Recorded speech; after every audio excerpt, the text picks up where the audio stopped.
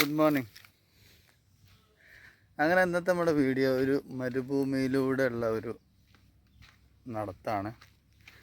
അങ്ങനെ ഭയങ്കര ഡീപ്പായിട്ടുള്ള ഒരു ആൾ താമസമൊന്നും ഇല്ലാത്ത സ്ഥലത്തുള്ള മരുഭൂമി അല്ല, ജനവാസമൊക്കെയുള്ള സ്ഥലത്ത് തന്നെയുള്ള ഒരു ചെറിയൊരു ഈന്തപ്പന തോട്ടമൊക്കെ ഉണ്ട് ഇവിടെ.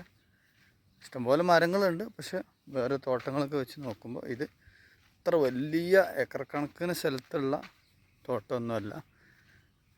ഏകദേശം ഒരു 10-200 പനകളൊക്കെ കാണും.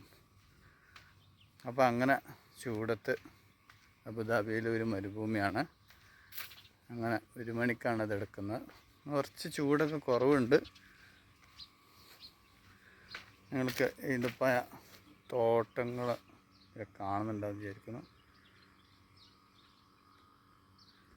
ഞാനതിൽ ഫ്രണ്ട് ക്യാമറ ചെയ്യാം, നല്ല വെയിലായതുകൊണ്ട് ക്യാമറയും കാണുന്നില്ല. നോക്കട്ടെ.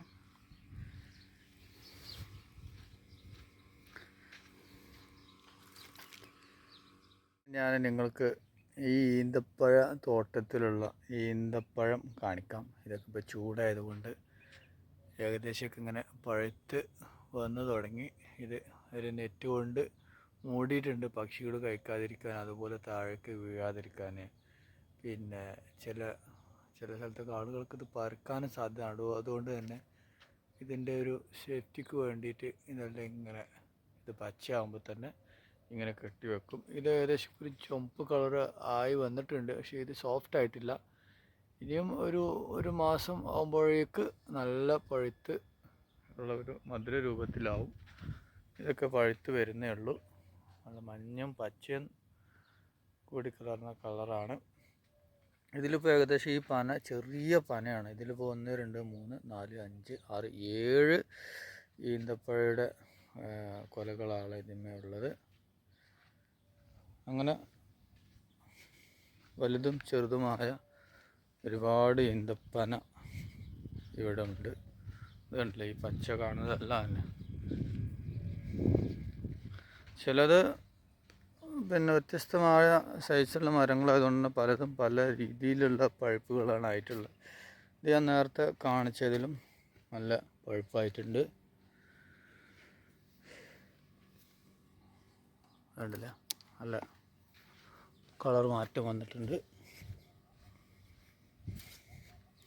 ഇത് വലിയ മരമാണെങ്കിലും ഇതിന്മേൽ പൂവിട്ട് വരുന്നേ ഉള്ളൂ.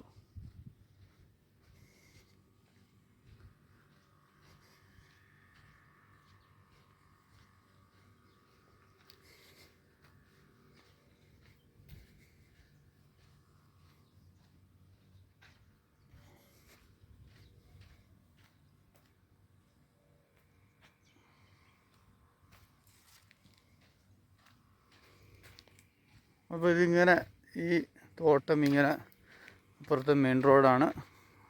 ഏകദേശം ഇതായി കാണുന്നവരെ തന്നെ ഉള്ളത്.